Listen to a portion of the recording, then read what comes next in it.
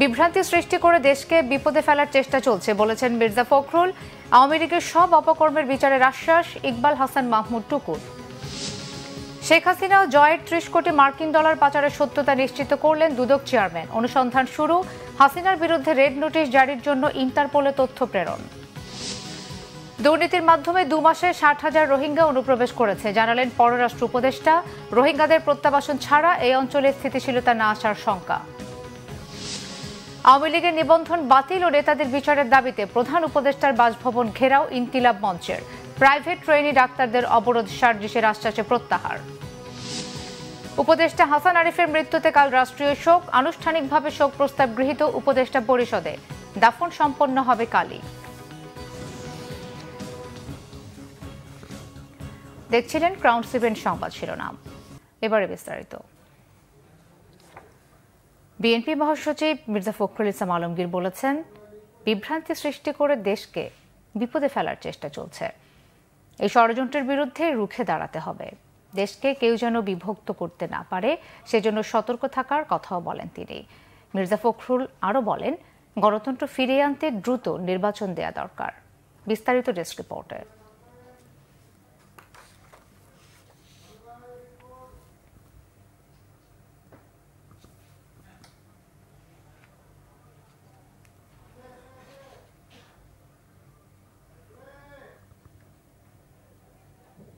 রবিবার বিকালে পঞ্চগড়ের সাকুয়া হাই স্কুল মাঠে জনসভার আয়োজন করে জেলা বিএনপি।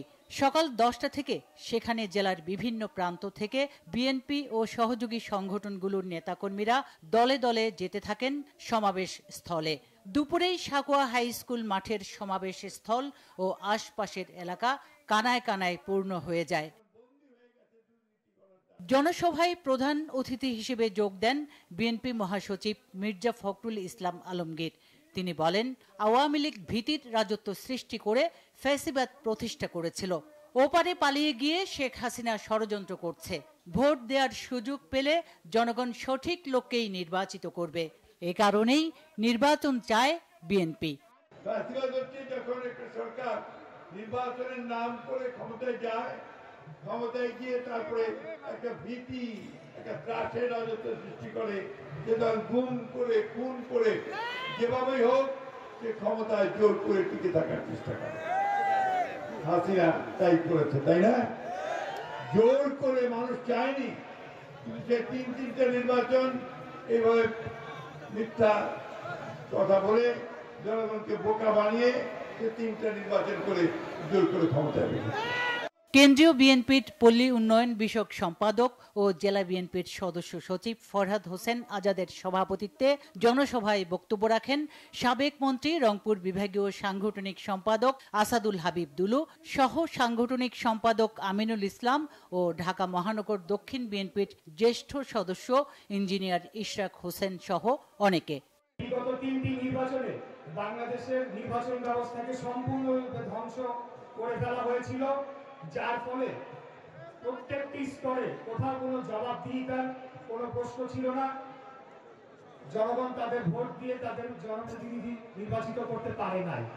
কিন্তু আগামী দিনে একটি তত্ত্বাবধায়ক সরকারের অধীনে একটি সুষ্ঠু, সঠিক, নিরপেক্ষ, গ্রহণযোগ্য, অন্তর্ভুক্তিমূলক নির্বাচন অনুষ্ঠিত হতে যাচ্ছে। সেই নির্বাচনে আমাদেরকে কঠিন পরীক্ষা দিতে হবে। আমাদেরকে কেবলমাত্র জনগণের মনকে বিজয় করে বাংলাদেশের রাষ্ট্র ক্ষমতায় বাংলাদেশ জাতীয়তাবাদী দলকে আবার নিয়ে আসতে হবে।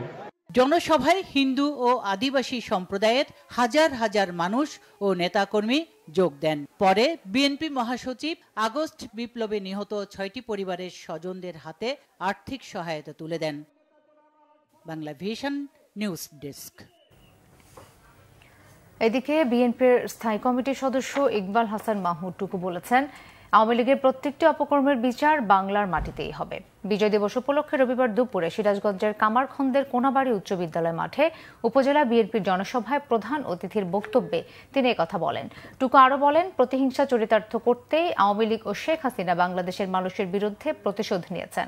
বাংলাদেশের মানুষ ছিল একটা কারাগারের মধ্যে। অভিযোগ করেন, লাখ কোটি টাকা লুট করে বিদেশে পাচার করেছে আওয়ামী লীগ। এই যে বিচার না পাওয়ার একটা সংস্কৃতি আওয়ামী লীগ চালু করে গেছে, এখন সেই বিচারের সময় এসে গেছে। শেখ হাসিনা বাংলাদেশের জনগণের উপরে প্রতিশোধ নিয়েছে। আজকে লক্ষ লক্ষ কোটি টাকা পাচার করে বিদেশে পার করেছে, যে টাকা দিয়ে 100টা পদ্মা সেতু বানানো যেত। সাবেক প্রধানমন্ত্রী শেখ হাসিনা ও তার ছেলে সজীব ওয়াজেদ জয়ের অর্থ পাচারের ঘটনার সত্যতা নিশ্চিত করেছেন দুর্নীতি দমন কমিশনের চেয়ারম্যান ডক্টর মোহাম্মদ আব্দুল মোমেন। বলেন, 30 কোটি মার্কিন ডলার পাচারের বিষয়ে শীঘ্রই বিস্তারিত জানানো হবে। একই সাথে তিনি বলেন, সুবিচারের দায় দুদকের একক নয়, বিচার বিভাগেরও। এদিকে দুদক কমিশনাররা রাঘব বোয়ালদের দাসত্ব না করার কড়া বার্তা দিয়েছেন। রিপোর্ট ফররুখ বাবুর।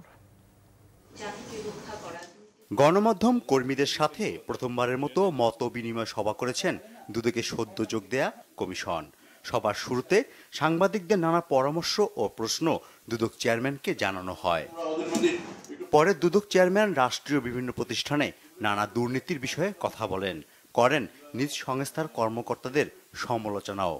দুর্নীতিবাজদের সাজা নিশ্চিতে দায়িত্ব তার একক নয় বলেও জানান তিনি। জানান, দুদকে দুর্নীতিবাজ কর্মকর্তা আছেন, যাদের চিহ্নিত করতে সাংবাদিকদের সহযোগিতা চেয়েছেন তিনি।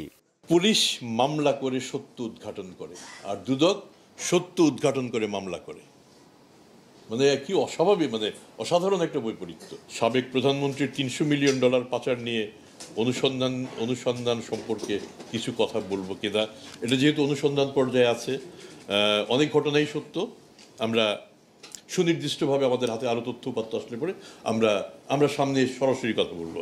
এ সময় দুদকের তদন্ত ও অনুসন্ধানের দায়িত্বে থাকা দুই কমিশনার জানান তাদের সীমাবদ্ধতার কথা, তবে কাউকে ছাড় না দেওয়ার কড়া বার্তাও দেন কমিশনাররা। সংস্কারের কাজটা একটু স্লো যাবে। একদিকে যেমন আমরা চেষ্টা করব জাস্টিস ডিলেজ, জাস্টিস ডিনাইড, আবার জাস্টিস হারিড, জাস্টিস বারিড, এই দুটোর মধ্যে একটা ব্যালেন্স করার জন্য। তারপর আমরা চেষ্টা করব যে বিল্ডিং তাড়াতাড়ি তোলা যায়, কিন্তু সংস্কার তাড়াতাড়ি করলে বুক থুবড়ে পড়বে। আমাদের যদি ফোকাস অবজেক্টিভ থাকে দুর্নীতি, এই দুর্নীতি যাতে সংশ্লিষ্ট যে কেউই হোক, সে দুর্নীতি টানলে সেও আসবে। এইটুক সাহস আমাদের আছে ইনশাআল্লাহ এই কমিশনের মধ্যে। নির্মোহভাবে, নির্ভুলভাবে অনুসন্ধান এবং তদন্ত করব, সেইটার জন্য আমরা বদ্ধপরিকর। জাতির কাছে আপনাদের মাধ্যমে আজকে আবারও দৃঢ়তার সাথে জানাতে চাই, কারোর ভয় বা ভীতিতে, অনুরাগ বা বিরাগের বশবর্তী হয়ে আমরা এই কাজটি করব না। সভায় নিজের স্থাবর ও অস্থাবর সম্পদের হিসাব দিয়েছেন দুদক চেয়ারম্যান। আমি যে বেতন ভাতা পাই সেটাও আপনাদের জানা দরকার। ফররুখ বাবু, বাংলা ভিশন, ঢাকা। সাবেক প্রধানমন্ত্রী শেখ হাসিনার বিরুদ্ধে রেড নোটিশ জারির বিষয় নিশ্চিত নয় আন্তর্জাতিক অপরাধ ট্রাইব্যুনাল। এ বিষয়ে তথ্য জানাতে পারবে স্বরাষ্ট্র মন্ত্রণালয়, জানিয়েছেন চিফ প্রসিকিউটর তাজুল ইসলাম। জানান, জুলাই আগস্ট গণহত্যা মামলার প্রধান আসামি পলাতক শেখ হাসিনার বিরুদ্ধে ইন্টারপোলে রেড নোটিশ জারির আবেদন করা হয়েছে।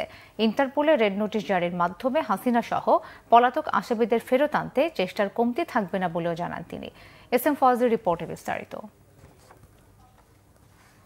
জুলাই আগস্টের গণহত্যা মামলায় গত 17 অক্টোবর শেখ হাসিনার বিরুদ্ধে গ্রেফতারি পরোয়ানা জারি করে আন্তর্জাতিক অপরাধ ট্রাইব্যুনাল। এরপর তাকে দেশে ফেরাতে শুরু হয় নানা আইনি পদক্ষেপ।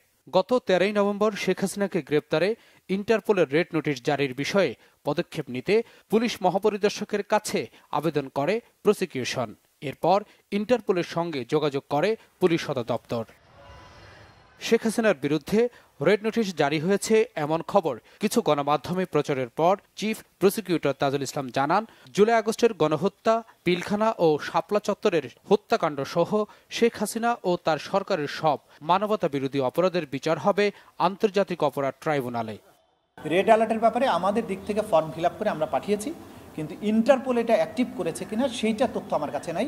এটা স্বরাষ্ট্র মন্ত্রণালয় অর্থাৎ পুলিশের আইজিপি অফিস এটা বলতে পারে। আমাদের পক্ষ থেকে আমরা তথ্যাদি তাদের কাছে দিয়েছি, এবং যে ভারতের সাথে বহিঃসমর্পণ চুক্তি যেটা আছে, অপরাধীর বহিঃসমর্পণ চুক্তি, সেই চুক্তির আলোকে ব্যবস্থা গ্রহণের সিদ্ধান্তটা সরকারকে নিতে হয়। সুতরাং সরকারের কাছে আমরা তথ্যাদি প্রেরণ করেছি, সরকার আনুষ্ঠানিকভাবে ভারতের কাছে কখন কিভাবে চাইবেন বা ইতিমধ্যে চেয়েছেন কিনা সেটা সরকার বলতে পারবেন, এটা আমাদের জানা নেই এখন। জুলাই আগস্টের অভ্যুত্থান চলাকালীন সময়ে হত্যাকাণ্ড সহ মানবতা বিরোধী অপরাধ এবং গত 16 বছর ধরে গুম, ক্রসফায়ারের মতো যে মানবতা বিরোধী অপরাধ, পিলখানা হত্যাকাণ্ড এবং হেফাজতে ইসলামের হত্যাকাণ্ড, মোটা দাগে এই কয়েকটি বিষয়ের অভিযোগ আন্তর্জাতিক অপরাধ ট্রাইব্যুনালে এসেছে। সেগুলোর ভিত্তিতে তদন্ত চলমান আছে এবং আমরা বিশ্বাস করি যে এই তদন্ত, যেহেতু শেখ হাসিনা সহ তার ক্যাবিনেট এবং তার পুলিশ বাহিনী, বিভিন্ন বাহিনীর প্রধান সহ অনেকের বিরুদ্ধে মামলা চলমান আছে, সেজন্য প্রায়োরিটি ভিত্তিতে শেখ হাসিনার বিরুদ্ধে যে তদন্ত প্রক্রিয়া যেটা আছে সেটা খুব জোরে সোরে চলমান আছে।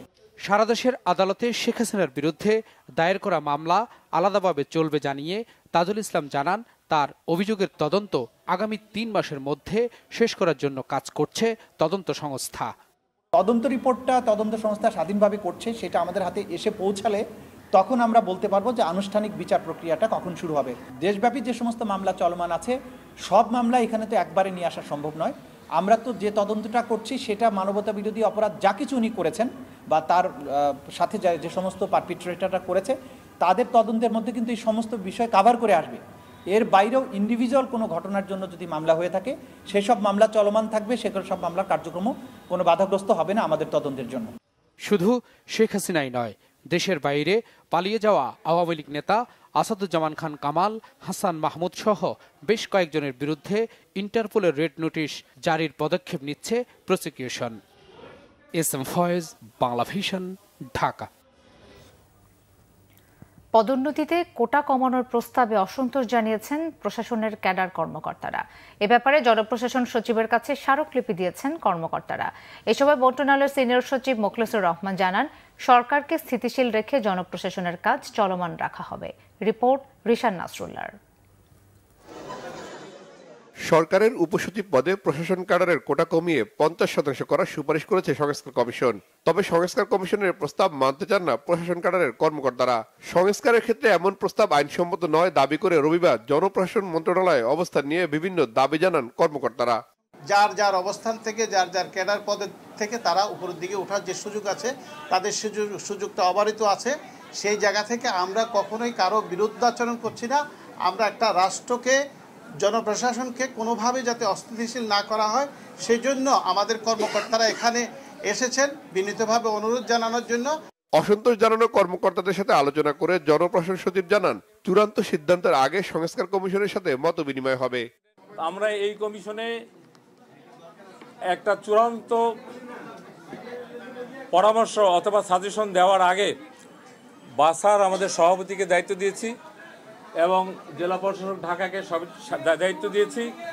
তারা মিলে একটা গ্রহণযোগ্য মাত্রায় আমাদের সংখ্যক কর্মকর্তা যারা আছেন এবং আমাদের এই জনপ্রশাসন সংস্কার কমিশন বলতে যা বুঝায়, একটা আমাদের ওয়ার্কশপ বলেন, সেমিনার বলেন, ক্লোজ ডোর ডিসকাশন বলেন অথবা ওপেন ডিসকাশন বলেন, করে একটা মতামত এই কমিশনকে দেওয়া হবে। এই জায়গায় এই কোনো অ্যানোমালি যদি থাকে, যেমন কোর্টের কিছু জাজমেন্ট আছে, সেগুলোর জন্য ভায়োলেশন না হয় এবং আমরা যাতে সবাইকে মিলে সকলের পক্ষে সবাই যাতে বেনিফিটেড হয়। সবাইকে 100% করা যাবে না, কিন্তু দূরত্ব কমিয়ে এনে যেই কথাগুলো বলা হচ্ছে, অথবা এগুলো তো এখনো শেপই নেয় নাই, শেপ নেবে, সেই শেপ নেওয়ার আগে আমরা ওনাদের সাথে ক্লোজ ডোর বসে আমরা আলোচনা করব। এই সরকারকে কতটুকু স্থিতিশীল রেখে জনস্বার্থে জনগণকে নিয়ে আগানো যায়, এটাই আমার লক্ষ্য। সরকারি চাকরির বিধিমালা অনুযায়ী সচিবালয়ে কর্মকর্তারা এমন শোডাউন করতে পারেন কিনা এমন প্রশ্নের জবাবে সচিব বলেন, দল বেঁধে আলোচনার জন্য এসেছেন প্রশাসন ক্যাডারের সদস্যরা। বাসা তো এটা হলো একটা association of the civil administration. তারা আজকে আমার এখানে এসেছে যে আপনারা উপস্থিত কথা বলতেছি, তারা হয়তো দল বেঁধে এসেছে। আমার মনে হয় এগুলো আমরা পজিটিভলি কিভাবে আগানো যায় সেটারই একটা স্টেপ। এটা কোনো প্রসেশন না, এটা কোনো এজিটেশন না, এটা কোনো এরকম কোনো হুলস্থুল অবস্থা তৈরি করা হয়নি। সুতরাং এখানে আমি বলবো যে এটা একটি খুবই শোভনীয় প্রক্রিয়া। আমরা স্যারের মুখ থেকে কিছু কথা শোনার জন্য আসছি। বর্তমান বিধিমালা অনুযায়ী উপসচিব পদে প্রশাসন ক্যাডারের 75% এবং অন্য সব ক্যাডারের 25% কর্মকর্তার পদোন্নতি দেওয়া হয়। রিশান নাসরুল্লাহ, বাংলা ভিশন, ঢাকা। পররাষ্ট্র উপদেষ্টা তৌহিদ হোসেন বলেছেন, বাংলাদেশ না চাইলেও দুর্নীতির মাধ্যমে গত 2 মাসে 60,000 রোহিঙ্গা মিয়ানমার থেকে অনুপ্রবেশ করেছে। নিরাপদ প্রত্যাবাসন না হলে পুরো এলাকা অস্থিতিশীল হয়ে পড়ার শঙ্কা প্রকাশ করে সব অংশীজনের সহায়তা চান তিনি। ভূকৌশলগত কারণে বঙ্গোপসাগর এলাকার উপর বড় বড় শক্তির নজর পড়লে সেটা যেন দ্বন্দ্ব সংঘাতের কেন্দ্রে পরিণত না হয় সে লক্ষ্যে সরকার কাজ করছে বলেও জানান পররাষ্ট্র উপদেষ্টা। রিপোর্ট করছেন ইমরুল কায়েস। পররাষ্ট্র উপদেষ্টা তৌহিদ হোসেন বলেছেন, ভূকৌশলগত কারণে বঙ্গোপসাগর এলাকা এখন পরাশক্তিদের প্রতিযোগিতার কেন্দ্রে পরিণত হয়েছে, কিন্তু বাংলাদেশ বঙ্গোপসাগর এলাকাকে সহযোগিতার ভিত্তিতে অর্থনৈতিক সমৃদ্ধি ও উন্নয়নের কেন্দ্র বানাতে চায় বলে জানান তিনি। রাজধানীর বিচ অডিটোরিয়ামে আয়োজিত এক সেমিনারে জাপানের রাষ্ট্রদূত ইয়ামা কিমিনোরি বাংলাদেশ ভারত সহযোগিতার উপর জোর দেন। আঞ্চলিক ও আন্তর্জাতিকভাবে বঙ্গোপসাগরের ওপর বড় বড় শক্তির নজর পড়েছে। এটাকে প্রতিযোগিতার কেন্দ্র থেকে সহযোগিতার মাধ্যমে উন্নয়ন ও সমৃদ্ধির কেন্দ্রে পরিণত করতে চাই আমরা, যাতে কোনো দ্বন্দ্ব সংঘাত না হয়। বঙ্গোপসাগরকে কেন্দ্র করে আশেপাশের দেশগুলোর মধ্যে সহযোগিতা বাড়াতে হবে।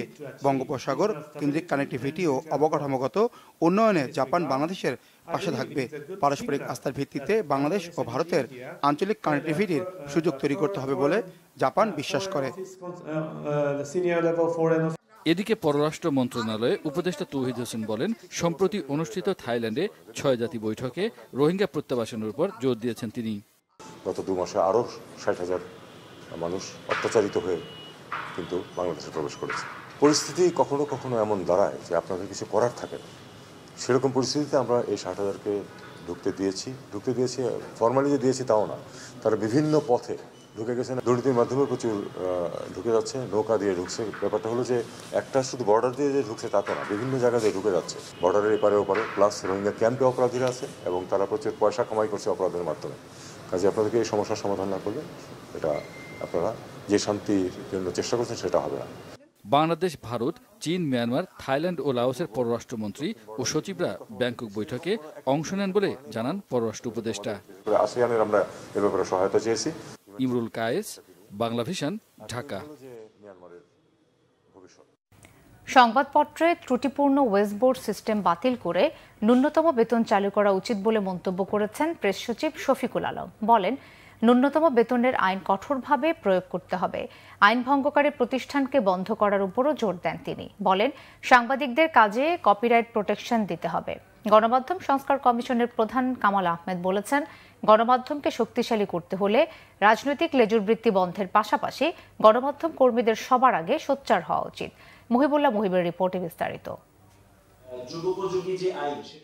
রাজধানীর সিরডাপ মিলনায়তনে সেন্টার ফর গভর্নেন্স স্টাডিজ আয়োজিত গণতান্ত্রিক পুনর্গঠনের জন্য সেমিনারে বক্তব্য রাখেন অন্তর্বর্তীকালীন সরকারের প্রধান উপদেষ্টার প্রেস সচিব শফিকুল আলম। একটা ভয় ভীতির পরিবেশ ছাড়া সে তার রিপোর্টগুলো করতে পারে। এ সময় তিনি বলেন, স্বাধীন সংবাদ মাধ্যমে কারা বাধাগ্রস্ত করে, কি কি আইনে বাধাগ্রস্ত করে সেটি পর্যালোচনা করছে সরকার। ফিনান্সিয়াল মডেলের ক্ষেত্রে আমি ব্যক্তিগতভাবে মনে করি এটা আমাদের বন্ধ করে দেওয়া উচিত। ওয়েস্ট বোর্ডের যে সিস্টেমটা, বরঞ্চ আমাদের একটা সিস্টেম ইন্ট্রোডিউস করা উচিত যে basic minimum pay for journalist, এটার নিচে কেউ যেন না পায়। বাংলাদেশের কোনো সংবাদপত্র, কোনো নিউজ ওয়েবসাইট, কোনো তাকে আমার নিশ্চিত করতে হবে যে সে যাকে এমপ্লয় করে তাকে এই বেসিক মিনিমাম পে জন্য তার 35,000 থাকে বা 40 থাকে। সারা দেশে সাংবাদিকদের ন্যূনতম বেতন কাঠামো ঠিক করার বিষয়টি উঠে আসে বক্তাদের বক্তব্যে। সাংবাদিকের স্বাধীনতা ছাড়া তার আত্মমর্যাদা বোধ রক্ষা করতে তিনি পারছেন, সেটা তার বেতনের দিক থেকে হোক, টিকে থাকার দিক থেকে হোক, নানান জায়গা থেকে হোক। এই আত্মমর্যাদা বোধ রক্ষা করার জায়গাটা না থাকলে আমরা ওই রকম সাংবাদিক পাবো না যারা ক্ষমতার দাপটের মুখে গিয়েও প্রশ্ন করতে পারবেন। এখানে সরকার বদলায়, ইতিহাস বদলে যায়। বাংলাদেশের জন্ম ইতিহাসটাই ঠিক নাই। আমরা এখনই জানি না যে আমরা কোথায় আছি দাঁড়িয়ে। পত্রিকার অফিসের সামনে থেকে গরু জবাই হয়। এই দেশে আমরা বাস করি, কি সাংবাদিকতা আমরা করব?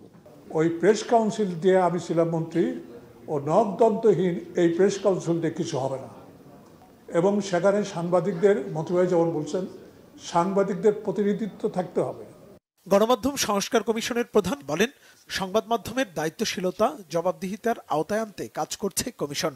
1 থেকে 7 জানুয়ারি পর্যন্ত গণমাধ্যম নিয়ে সার্ভে করার কথাও জানান তিনি। একটি হাউসের নাম বলেন, মিডিয়া হাউসের, যে মিডিয়া হাউস নিজেরা আত্মসমালোচনা করেছেন বা আত্মমূল্যায়ন করেছেন গত 15 বছরের কন্টেন্ট কোথায় ভুল হয়েছিল, কোথায় তারা ভুল করেছেন, কোথায় তাদের ঘাটতি হয়েছিল। একটি হাউসও তাদের সম্পাদকীয় মূল্যায়ন করে নাই। বিভিন্ন সংস্থার হস্তক্ষেপ, এই হস্তক্ষেপ বন্ধ করার সাহস আমাদেরকেই অর্জন করতে হবে। সরকার দাবি করছে যে এই সরকার করেনি কোনো হস্তক্ষেপ, ঠিক আছে, কিন্তু ভবিষ্যতে সরকার আবার চেষ্টা করবে এই হস্তক্ষেপ করার, এই গোয়েন্দা সংস্থাগুলোকে কাজে লাগানোর।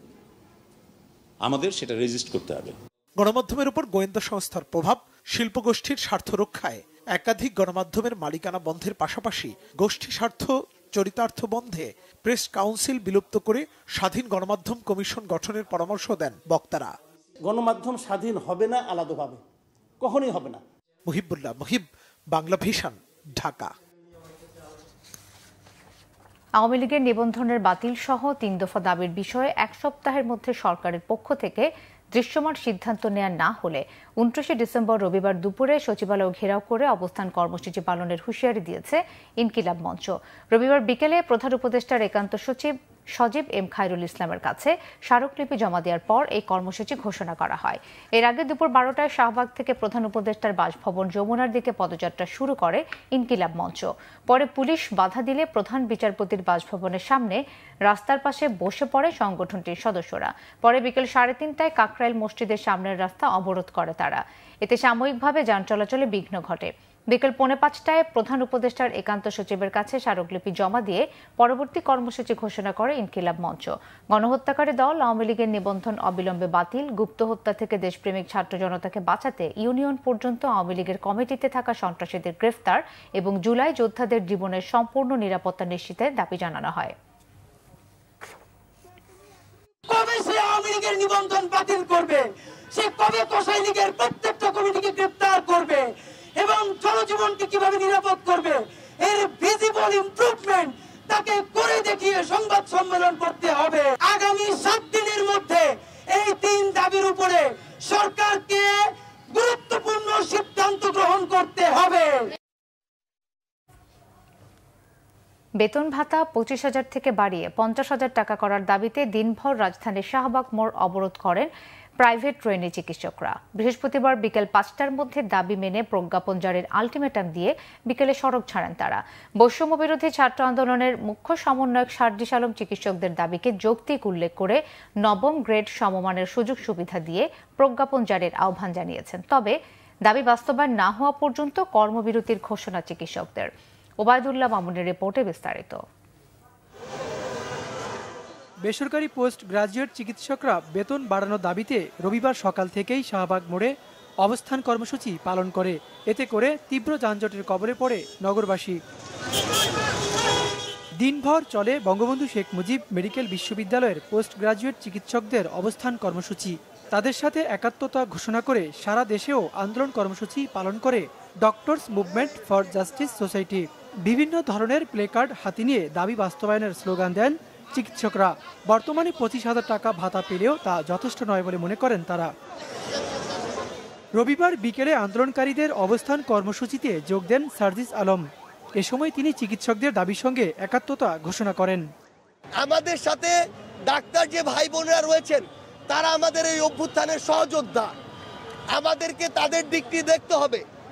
যদি এই বৃহস্পতিবার বিকাল 5টার মধ্যে এটি না হয় তাহলে আমরা কথা দিচ্ছি আমরা তাদের সাথে একসাথে রাজপথে নামবো। আর কোনো ডেটের খেলা চলবে না। সর্বশেষ সময় আগামী বৃহস্পতিবার বিকাল 5টা, এরপরে হয় বিজয় মিছিলে দেখা হবে না রাজপথে দেখা হবে। দাবি মেনে প্রজ্ঞাপন ঘোষণা না এলে টানা কর্মবিরতির ঘোষণা দেন আন্দোলনরত চিকিৎসকদের প্রতিনিধিরা। প্রতিটা পোস্ট গ্রাজুয়েট ট্রেনি ডক্টর 9ম গ্রেডের সমমানের স্যালারি এবং সকল সুযোগ সুবিধা পাবে এবং এইটা জানুয়ারি মাস থেকে কার্যকর হবে। এই কমিটমেন্টের ভিত্তিতে আমরা আমাদের রাজপথের কর্মসূচি উদ্যোগ করছি। আমরা রাজপথে থাকছি না বৃহস্পতিবার পর্যন্ত। পরে সড়ক অবরোধ প্রত্যাহার করে আন্দোলনরত পোস্ট গ্রাজুয়েট চিকিৎসকরা। 2022 সাল থেকে দাবি আদায়ে আন্দোলন করছে বেসরকারি ট্রেনি চিকিৎসকরা। ওবায়দুল্লাহ মামুন, বাংলা ভিশন, ঢাকা। গত 15 বছরে দলীয় লেজুর ভিত্তিতে শিক্ষক নিয়োগ দীর্ঘমেয়াদী বিশ্ববিদ্যালয়গুলোকে ভঙ্গুর করবে এমন আশঙ্কা শিক্ষা উপদেষ্টা ডক্টর ওয়াহিদ উদ্দিন মাহমুদের। দলীয়করণ বাদ দিয়ে মেধার স্বীকৃতি মিললে উচ্চশিক্ষার মান উন্নয়ন সম্ভব বলেও মত দেন তিনি। এদিকে ঢাকা বিশ্ববিদ্যালয়ের উপাচার্য বলেছেন, শিক্ষা প্রতিষ্ঠানগুলোর ক্ষতি করেছে হিংস্র রাজনীতি। উচ্চশিক্ষায় বৈশ্বিক র্যাঙ্কিংয়ের মানদণ্ড নিয়ে প্রশ্ন তুলেছেন তিনি। রিপোর্ট সৈয়দ আব্দুল মুহিতের। রাজধানীতে প্রথমবারের মতো অনুষ্ঠিত হলো বাংলাদেশ উচ্চশিক্ষা সম্মেলন। বিভিন্ন পাবলিক প্রাইভেট বিশ্ববিদ্যালয়ের উপাচার্য, ট্রাস্টি আর শিক্ষা খাতের বিভিন্ন অংশীজনরা এতে অংশ নেন। শিক্ষা বিষয়ক সংস্কার কমিশন কেন গঠন হয়নি সম্মেলনে তা জানতে চান ছাত্র প্রতিনিধি উমামা ফাতেমা। বিশ্ববিদ্যালয়ের রিসার্চ ও ডেভেলপমেন্টে 50 কোটি টাকা যথেষ্ট নয় বলেও জানান তিনি। আর অংশীজনরা জোর দিয়েছেন উচ্চশিক্ষায় শুধু জ্ঞান বিতরণ নয়, পাশাপাশি দক্ষ মানব সম্পদ তৈরিতে। এখনো পর্যন্ত কেন কোনো ধরনের শিক্ষা সংস্কার কমিশন সরকারের পক্ষ থেকে গঠন করা হলো না? বৈশ্বিকের অসুবিধাটা হচ্ছে আপনি কোন মানদণ্ডে বৈশ্বিক বলছেন। এই পাবলিক এবং প্রাইভেট বিশ্ববিদ্যালয় মিলে একটা পুরো স্বৈরতান্ত্রিক সমাজকে পরিবর্তন করে ফেলল। এটি সম্ভব হয়েছে কিন্তু বিশ্ববিদ্যালয়গুলোর জন্যই। সমাজের প্রতি কি এটি একটি বিরাট অবদান না? আমাদের ছাত্রছাত্রীরা অনেক আদায়িত। এটার তো ম্যানিফেস্টেশন দেখলাম আমরা এই জুলাই অগস্টে। কি সুন্দর সুন্দর স্লোগান তারা নিয়ে আসলো। ওয়েপেনাইজেশনের জন্য বলছি যে সেটা মেশিন গানকে, ট্যাঙ্ককে প্রতিহত করেছে, সেই সমস্ত স্লোগান। শিক্ষা উপদেষ্টা ডক্টর ওয়াহিদ উদ্দিন মাহমুদ বলেন, শিক্ষকদের আলোচনায় রাজনীতির বাইরে গবেষণা না থাকায় তিনি হতাশ। ইতিবাচক হচ্ছে অনিয়ম দুর্নীতির মধ্যেও অনেক শিক্ষকের গবেষণার মান আন্তর্জাতিক পর্যায়ের। বিদেশে উচ্চশিক্ষা নেওয়ার পর দেশে ফিরে আসা বিপরীতমুখী ধারা তৈরি হয়েছে বলেও জানান শিক্ষা উপদেষ্টা। গত 1.5 দশক ধরে শিক্ষক নিয়োগেও একদম যখন প্রাথমিক পর্যায়ে শিক্ষক লেকচারার নিয়োগ করা হয়, এখানে প্রচণ্ড অনিয়ম শুরু হয়েছে। এবং এটা তো সাময়িক ব্যাপার না, এটা দলীয়করণের ব্যাপারও না, এটা দীর্ঘমেয়াদী এই প্রতিষ্ঠানগুলোকে পঙ্গু করার একটা আশঙ্কা দেখা দেয় এতে থেকে। ভালো মানের শিক্ষকের অভাব, অবকাঠামো না থাকায় জেলায় জেলায় গড়ে ওঠা অনেক বিশ্ববিদ্যালয় টিকবে না বলেও শঙ্কা শিক্ষা উপদেষ্টার। প্রশাসনিক যোগ্যতা। সৈয়দ আব্দুল মুহিত, বাংলাভিশন, ঢাকা। বেসামরিক বিমান পরিবহন ও পর্যটন এবং ভূমি উপদেষ্টা AF হাসান আরিফের মৃত্যুতে সোমবার রাষ্ট্রীয় শোক পালনের সিদ্ধান্ত নিয়েছে সরকার। প্রধান উপদেষ্টার কার্যালয়ে অনুষ্ঠিত উপদেষ্টা পরিষদের এক বিশেষ সভায় এই শোক প্রস্তাব গৃহীত হয়। বন, পরিবেশ ও জলবায়ু পরিবর্তন উপদেষ্টা সৈয়দা রিজওয়ানা হাসান সভায় শোক প্রস্তাব উত্থাপন করলে তা সর্বসম্মতভাবে গৃহীত হয়। সভায় রিজওয়ানা হাসান জানান, আগামীকাল সকাল 10:30টায় মিরপুর শহীদ বুদ্ধিজীবী কবরস্থানে বীরশ্রেষ্ঠ সিপাহী হামিদুর রহমানের কবরের পাশে হাসান আরিফকে সমাহিত করা হবে। সভা শুরুতে উপদেষ্টা হাসান আরিফের মৃত্যুতে 1 মিনিট নীরবতা পালন করা হয়। প্রধান উপদেষ্টা প্রফেসর মোহাম্মদ ইউনুস সহ অন্যান্য উপদেষ্টাগণ হাসান আরিফের স্মৃতিচারণ করেন। এ সভায় প্রধান উপদেষ্টা বলেন, হাসান আরিফ ছিলেন শিশুর মতো সরল।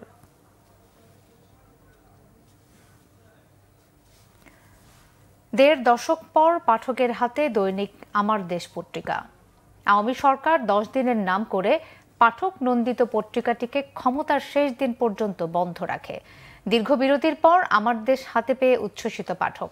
দেশ সংস্কারে গুরুত্বপূর্ণ ভূমিকা রাখবে পত্রিকাটি, প্রত্যাশা উপদেষ্টাদের। রিপোর্ট ফরুক বাবুর। গভীর রাতে প্রেসের এই শব্দ দেশের গণমাধ্যমে এসেছে স্বাধীনতার নব আওয়াজ। দীর্ঘ 1.5 দশক পরে নতুনভাবে আবারও যাত্রা শুরু করেছে দৈনিক আমার দেশ পত্রিকা। পূর্ব ঘোষণা অনুযায়ী পত্রিকাটি বাজারে আসার অপেক্ষায় ছিলেন পাঠকরা। হাতে পেতে তারা ছুটে যান পত্রিকা স্টলে। সত্য সংবাদ প্রকাশে আমার দেশ পূর্বের মতো ভূমিকা রাখবে এমন আশাবাদ তাদের। চাহিদা অনুযায়ী সরবরাহ করার অনুরোধ বিক্রেতাদের। আমার দেশ পত্রিকাটা বন্ধ ছিল, যে কারণেই হোক সেটা আবার খুলে দেওয়া হয়েছে, এটা আবার প্রকাশ হচ্ছে। এটা সব মানুষের জন্য একটা মঙ্গলের দিক। যেটা সত্য সেটা যেন সে তুলে ধরে এবং আমরা যেন সঠিক জিনিসটা জানতে পারি। প্রথম যখন ছিল আমরা অনেক বিক্রি করছি এবং জনপ্রিয় কাস্টমাররা অনেক ভালো পড়িয়া মজা পাইছে। এদিকে পত্রিকা প্রকাশ হবার পর আমার দেশ কার্যালয়ে ভিড় বাড়ে শুভানুধ্যায়ীদের। সেখানে উদ্বোধন হয় পত্রিকাটির অনলাইনের। শুভকামনা জানাতে আসেন অন্তর্বর্তী সরকারের 2 উপদেষ্টা। আমার দেশ নির্যাতিত মানুষের মুখপাত্র হিসাবে তার অবস্থান ধরে রাখবে।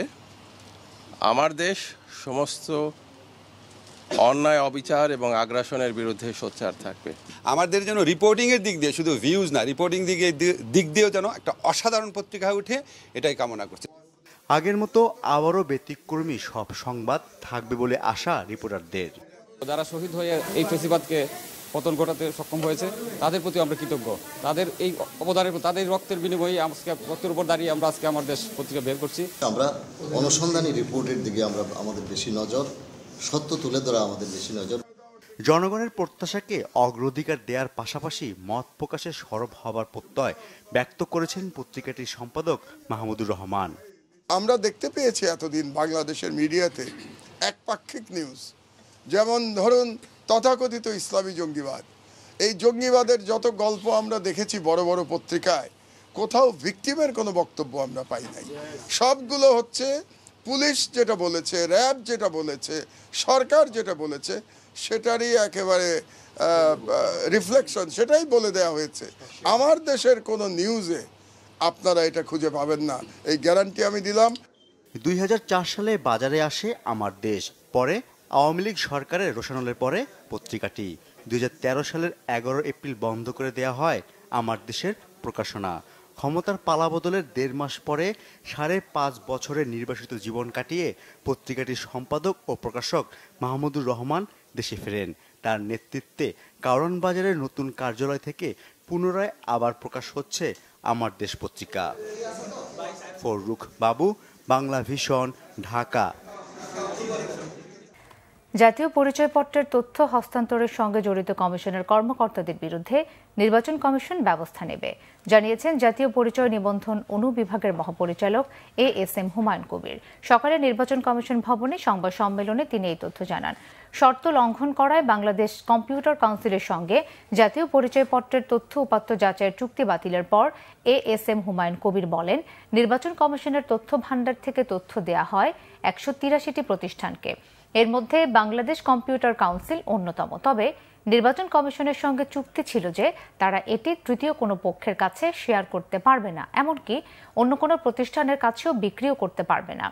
জাতীয় পরিচয় নিবন্ধন অনুবিভাগের মহাপরিচালক বলেন, নির্বাচন কমিশনের সঙ্গে চুক্তির বরখেলাপ এবং 2 কোটি টাকা বকেয়া থাকায় বিসিসির সঙ্গে এনআইডি তথ্য ভাণ্ডারের সংযোগ বিচ্ছিন্ন করেছে নির্বাচন কমিশন। তিনি বলেন, জাতীয় পরিচয়পত্রের তথ্য হস্তান্তরের সঙ্গে জড়িত কমিশনের কর্মকর্তাদের বিরুদ্ধে ব্যবস্থা নেওয়া হবে। নির্বাচন কমিশন বা এনআইডি অনুবিভাগ তাদের সেই আপনার চুক্তি বাতিল করতে পারবে, তারই ধারাবাহিকতায় চুক্তিটি বাতিল করা হয়েছে এবং বিসিসির সাথে আমাদের যে এপিআই সংযোগটা ছিল সেটি বিচ্ছিন্ন করে দেওয়া হয়েছে এবং ওনাদেরকে আমরা চিঠি দিয়ে এটা জানিয়ে দিয়েছি।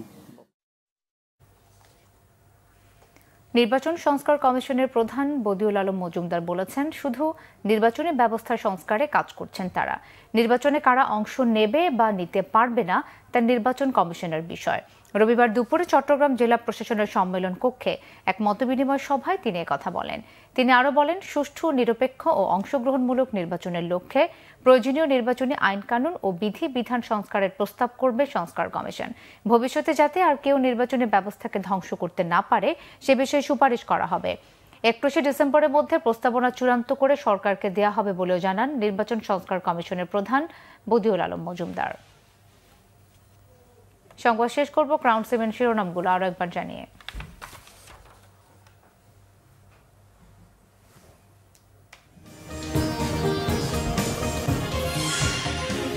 বিভ্রান্তি সৃষ্টি করে দেশকে বিপদে ফেলার চেষ্টা চলছে বলেছেন মির্জা ফখরুল।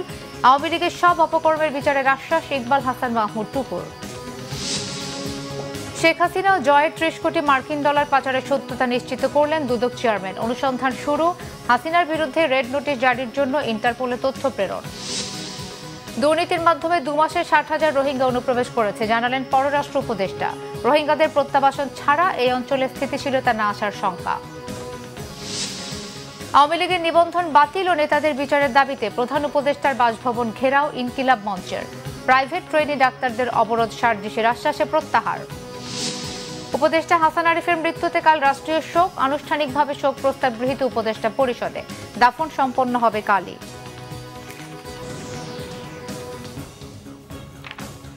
এই ছিল এখনকার মতো। পরের সংবাদটা 10:30। এর আগে 9টা রয়েছে নিউজ 20 দেখার আমন্ত্রণ রইল। এছাড়াও বাংলা ভিশন সংবাদ ও সংবাদ সংশ্লিষ্ট অনুষ্ঠান দেখতে ভিজিট করুন www.bvnews24.com ও facebook.com/banglavisionnews এবং সাবস্ক্রাইব করুন youtube.com/banglavisionnews। ধন্যবাদ।